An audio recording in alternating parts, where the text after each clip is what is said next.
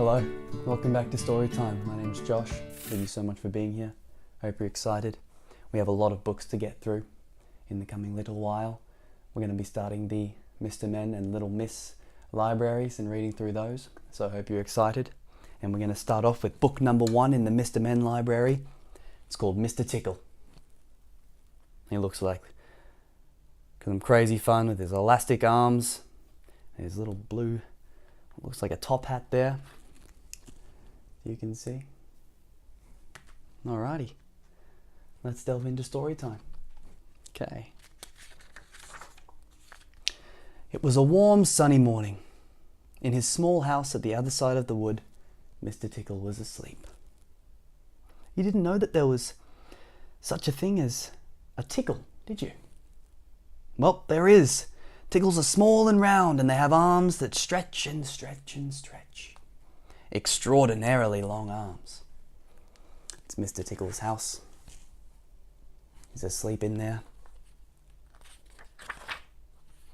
Mr. Tickle was fast asleep. He was having a dream. It must have been a very funny dream because it made him laugh out loud. And that woke him up. Have you ever had a dream so vivid that you've woken up from it? He sat up in bed, stretched his extraordinarily long arms and yawned an enormous yawn. Mr. Tickle felt hungry. So do you know what he did? Let's find out. Oh, it looks like he's reaching to find some cookies. Let's find out how he does that from bed.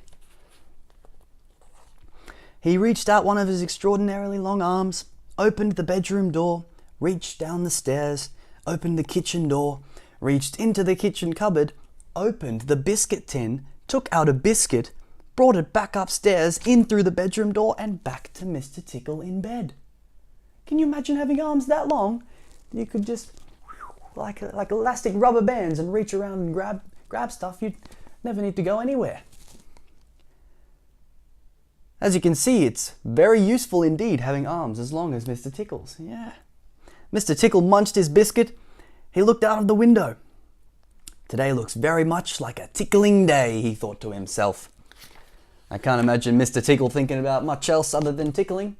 As a tickle, that's all they're about. So later that morning, after Mr. Tickle had made his bed and cooked his breakfast, he set off through the wood. He walked along, he kept his eyes very wide open, looking for somebody to tickle, looking for anybody to tickle. Wow, he's on the move. Look at his arms stretched, finding people to tickle and make them laugh. Old Mr. Tickle. Eventually, Mr. Tickle came to a school.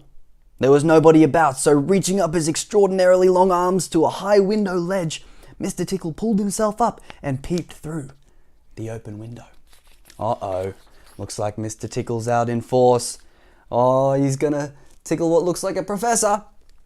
Inside, he could see a classroom. There were children sitting at their desks and a teacher writing on the blackboard. Do you think that might be the teacher there? Yeah, with the graduate hat on. Mr. Tickle waited a minute and then reached in through the window. Mr. Tickle's extraordinarily long arm went right up to the teacher, paused, and then tickled. The teacher jumped in the air and turned round very quickly to see who was there. But nobody was there. Look. Mr. Tickle at the window, hidden. Wondered where that little tickle came from, the teacher. Mr. Tickle grinned a mischievous grin. He waited another minute and then tickled the teacher again. This time he kept on tickling until soon the teacher was laughing out loud and saying, "Stop it! Stop it!" Over and over again. All the children were laughing too. It's such a funny sight. There was terrible pandemonium. Eventually, Mr. Tickle thought that he had had enough fun, so he gave the teacher one more tickle for luck, and then very quietly brought his arm back through the open window. Chuckling to himself, he jumped down from the window, leaving the poor teacher to explain what it was all about. Which, of course, he couldn't. Then Mr. Tickle went to town. So the teacher would have just started laughing in the middle of class, and nobody would have known why. All the students would be watching and laughing, wondering, why is our teacher laughing so hard? But there's nothing there. And what a day Mr. Tickle had! He tickled the policeman on traffic duty at the crossroads in the middle of town. Uh-oh, that's pretty dangerous. It caused an enormous traffic jam. Uh-oh. He tickled the greengrocer just as he was piling apples neatly in his shop window. The greengrocer fell over backwards and the apples rolled all over the shop. Uh-oh, Mr. Tickle's out, wreaking havoc. At the railway station, the guard was about to wave his flag for the train to leave. As he lifted his arm in the air, Mr. Tickle tickled him. And every time he tried to wave his flag, Mr. Tickle tickled him. Until the train was 10 minutes late, leaving the station, and all the passengers were furious. Mr. Tickle was a bit mischievous. That day, Mr. Tickle tickled everybody. He tickled the doctor. He tickled the butcher. Look, he's reaching out, tickling. That must, I guess, a doctor, just a random person walking down the street. He even tickled old Mr. Stamp, the postman, who dropped all his letters into a puddle. Oh, poor postman there. Uh-oh. Dropped all his letters into a puddle. And that's people's letters that he's trying to deliver. And they'll be all wet. And Mr. Tickle went home. Sitting in his armchair in his small house at the other side of the wood, he laughed and laughed every time he thought about all the people he had tickled. He's having fun with himself there at home. Just laughing at himself, tickling everybody all day. So if you're in any way ticklish, beware of Mr. Tickle and those extraordinarily long arms of his. Just think, perhaps he's somewhere about at this very moment while you're reading this book. Uh-oh. I don't really want to get tickled if Mr. Tickle's around. Uh-oh.